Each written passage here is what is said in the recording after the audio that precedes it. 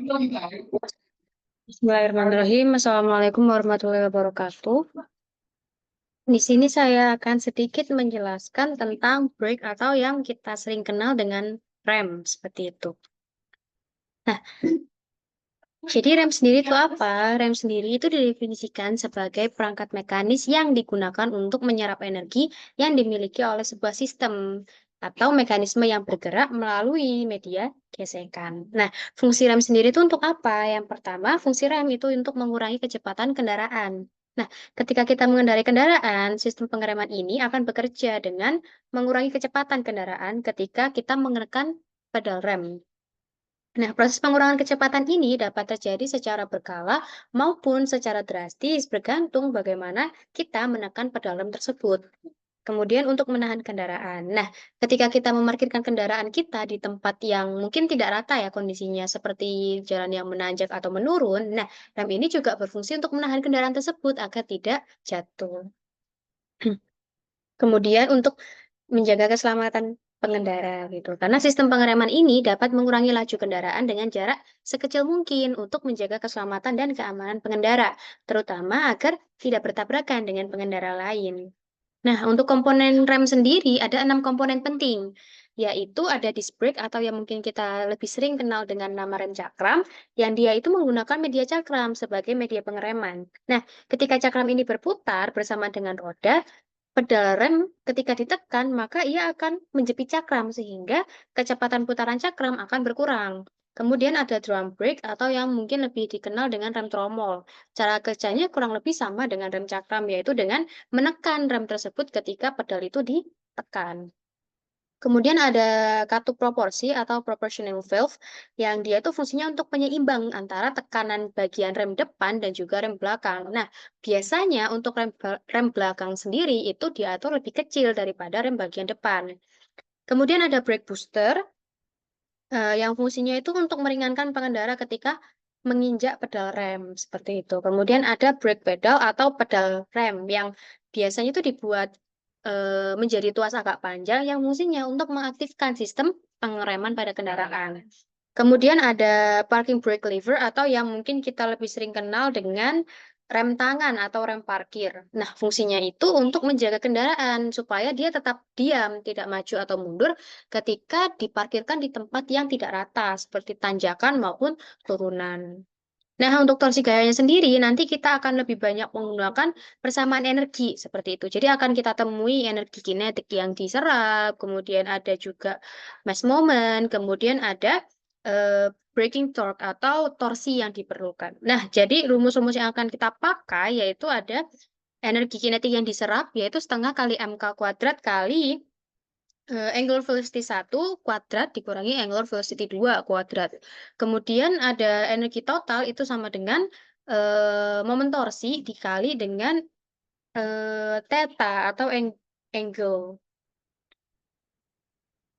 Untuk contoh soal, kita bisa ambil soal contoh 12.1, yaitu a solid cast iron disk. Nah, kita tahu ya kalau di sini kita pakai cast iron disk gitu.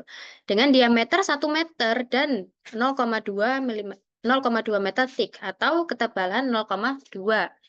Nah, ia akan berputar berotasi pada 350 rpm. Berarti kita tahu ya N-nya atau RPM-nya sama dengan 350. It's brought to rest in 1.5 second. Berarti dia akan direm selama 1,5 detik.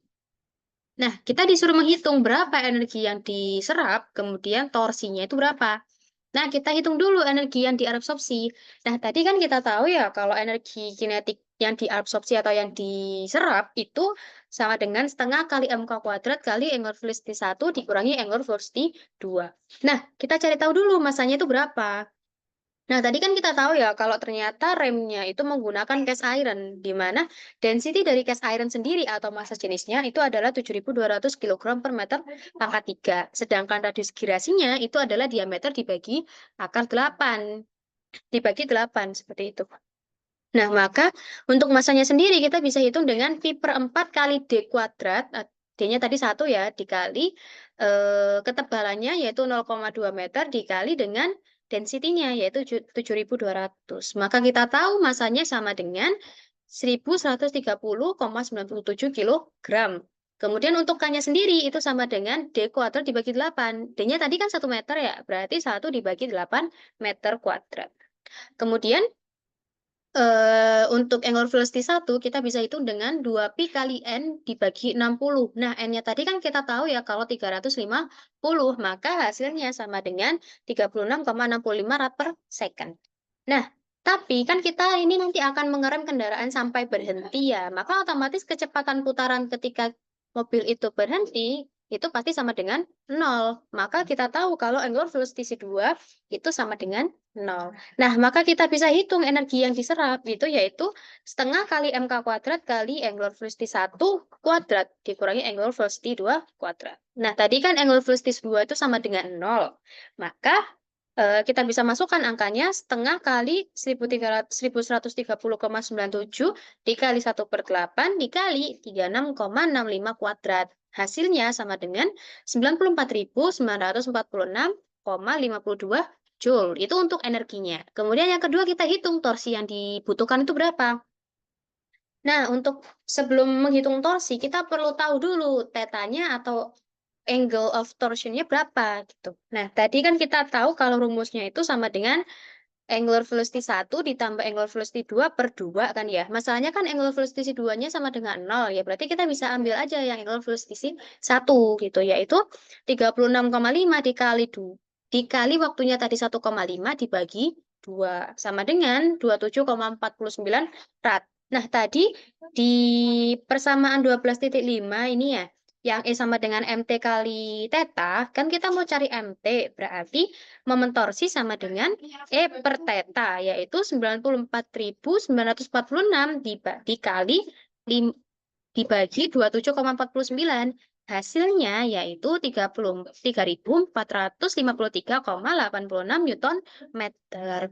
Nah, sekian dari saya. Kurang lebihnya mohon maaf. Wassalamualaikum warahmatullahi wabarakatuh.